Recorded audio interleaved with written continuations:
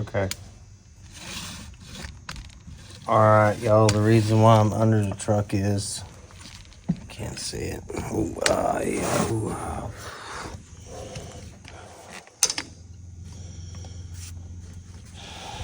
Mechanical fuel pumps. I'm tired. I'm tired of mechanical fuel pumps. So I went and bought a electric Edelbrock from O'Reilly's, and I'm just gonna take out the manual and find a way to maybe put a plate up there where I can make the electric look real nice, or at least just fit in the hole where the manual went. That way I don't put it way back, way far away from the carburetor down the frame. So good times. Let's see. I gotta get up there now. I gotta get up there and undo it.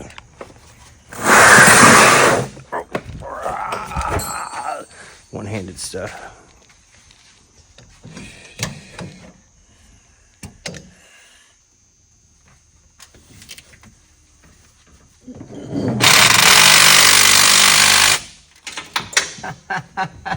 To hope. Like that.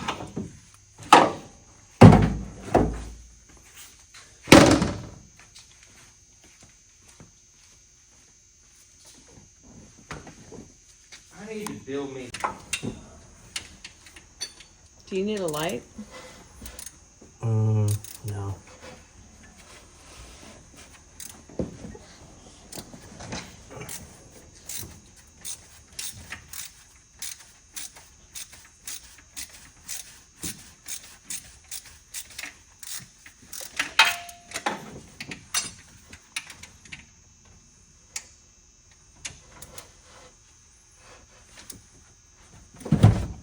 Ow, that got me. I was in my elbow on the battery cable right there.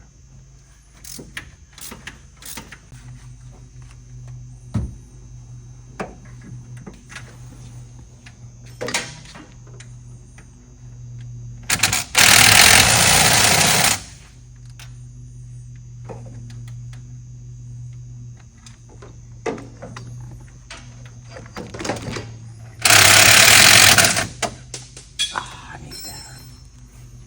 Dang it, that was working so good.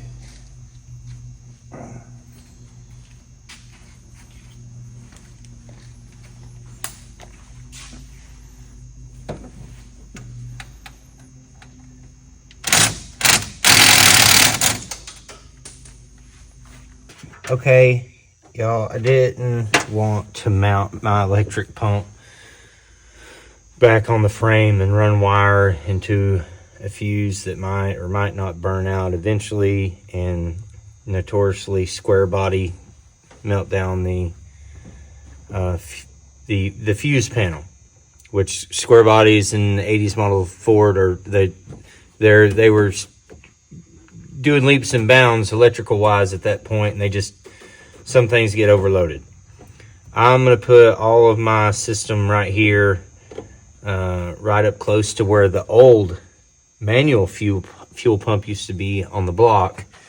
Right here, got it mounted up on my fender wall, and I'm just gonna do a nice little tie-in right here, maybe a 4-inch piece of hose, and then I'm gonna use the kit hose with the fitting that I got for there to go from here to there, short distance, and then all my wiring that came original is long enough to go down and be grounded out on my frame, and I'm almost hooked up power wise, so we'll give it a run here in a minute.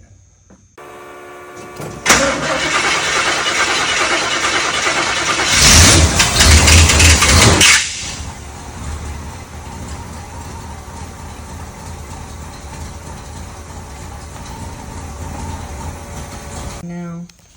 Can you give me some paper towel so I don't get any oil on my... Yes. Is it recording? Yeah. So I don't get any oil on my Ranger shirt. Can you explain?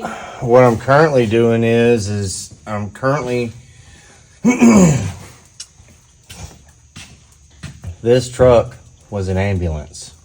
This truck was outfitted to be a wildland unit with all of the metal guards over the exhaust, all of the metal guards over the fuel line, the extra fuel tank guard right inside of here.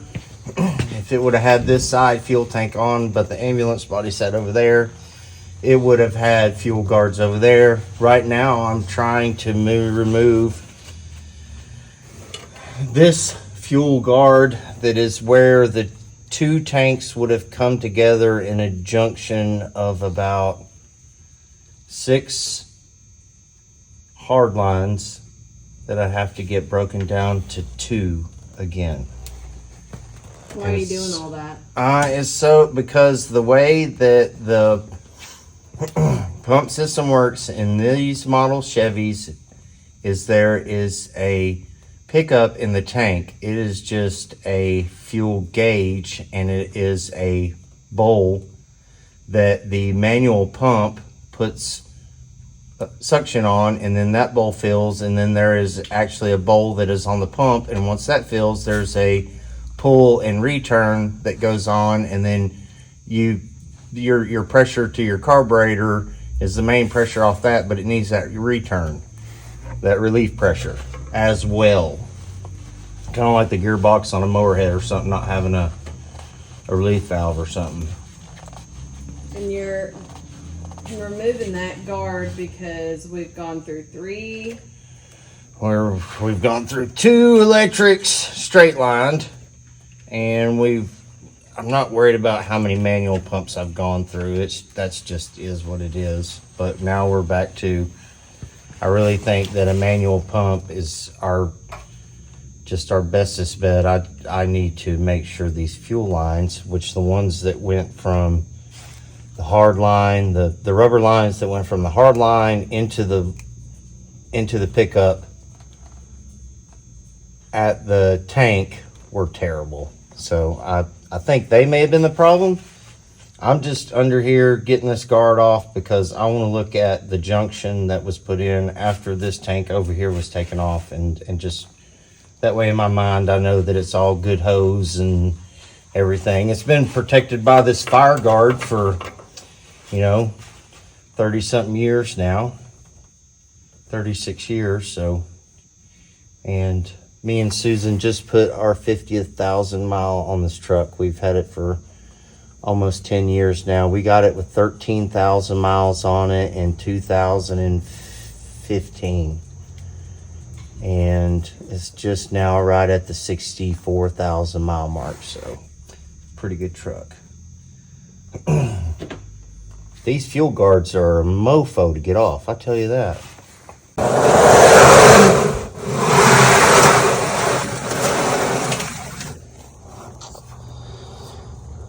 My junction looks really, really good. Guys, this was redone the right way. And I think the bolts with the ties that they put in the other end out there for the other tank are still sealed pretty good.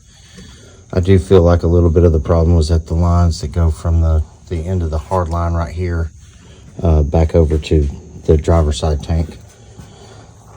What I want to show you guys, I said it earlier, see how all of the muffler system, this guard right here I got to get it back up in there. I'll clean it off, get all this cleaned off, but that was a protection system for where the hard line came into rubber for this junction right here. It covered all this up. I guess that these trucks were sent to NAPCO, and if you look at it right there, NAPCO was allowed to add several leafs to whichever side and whatever, and then they rated this truck. So all the wildland unit went on it, and this is not near as much wildland stuff that's on Susan's other K30 that was a shorter bed than this one, but they're both rated at 1.25 ton trucks now, which is why I have to have the commercial insurance on these. So just FYI, if you ever get one of these trucks that's been through that NAPCO, then they do rate it at that, and you do have to do that unless you go and get a D-rated title for it. There you go. Little info about NAPCO, and I think it's NAPCO and Chevrolet. I'm pretty sure you can go back and look up these trucks in the NAPCO system under their VIN and still see it. I am pretty sure I have talked to someone about it, and I want to look it up, that I can go on I can actually talk to NAPCO, which I'm pretty sure I found markings that they're the ones who put the suspension systems under these things. And let me see if I can block it. But this, you can see that this leaf right here, this is all from NAPCO. Right there, right there. And there's 3 on the other side, because this thing was made originally, sent to be wildland, and then they went, man, that big old long thing would make a perfect ambulance. So it got 2 extra leaves on this side. It got 3 extra leaves on that side because of the way that the ambulance body's set. I want to add an extra leaf over here. So it really does ride a little bit crooked in the back. Up front, they got 2 extra leaves in the front that are just a little bit smaller caliber up there, but it rates the truck up to a 1.25 ton, just like a Cuck V. Pretty sure that the military derates the Cuck V 1 ton, which is actually considered to be a 1.25 ton, back down to a 1 ton, just so you can put it on the road. That's the info I think that I know. Anybody can correct me if I'm wrong on that. Am I recording? Okay, short version is this.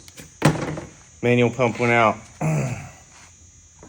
Thought it would be better off to quit dealing with the manual pumps and go with the Edelbrock electric. I think I had some holes in my lines. Burnt through 2 Edelbrocks. Back to a manual. I think I found the spot in my line where I need to fix it. Fixing to throw this manual back on here, see if we can get it primed up and running. Back to the more reliable system. Okay, so my question is, what are we doing? The question right now? is, so we try to go back to a manual, but our fuel pump, manual fuel pump rod broke, and it is all the way down. It just slid down. I didn't realize it being broke was the problem. So now we're back to the electric until I can get the time to open up the front of this big block, which I will do eventually, and get that pump rod put back in anew. For now, we're going to run the Edelbrock inline pump. Going to mount it close to the tank, see if it does a little bit better job, and mount it with a key. Awesome. Plate installed. Check. And then we'll go from there. Trying to look at getting another dump truck, so when we do, we can kind of sideline this thing for a bit. I know where there's another motor at. It's a little bit better, a little bit more fresher motor. Go get that, stick in this, take this one out, freshen it up, and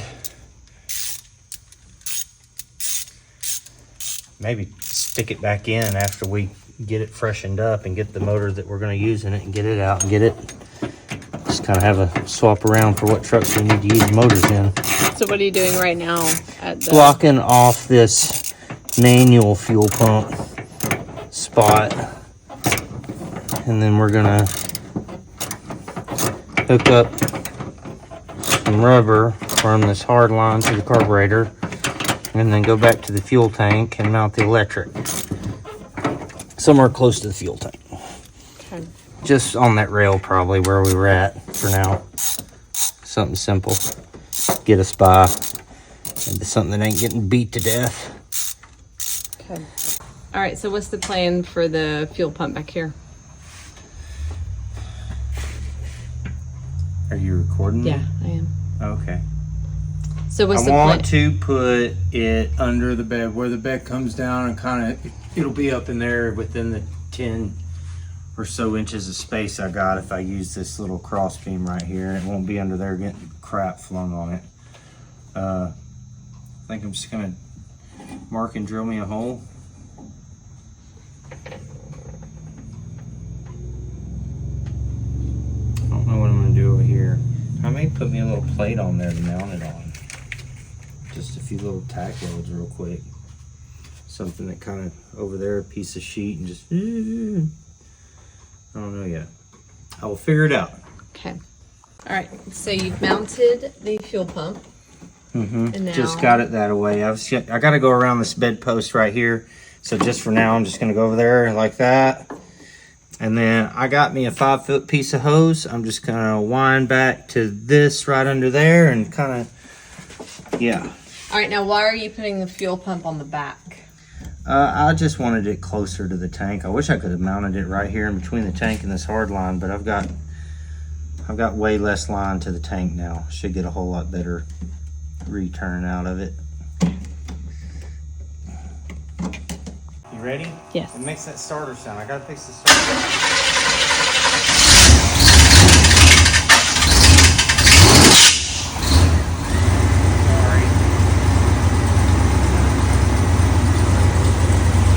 Do you want to say anything?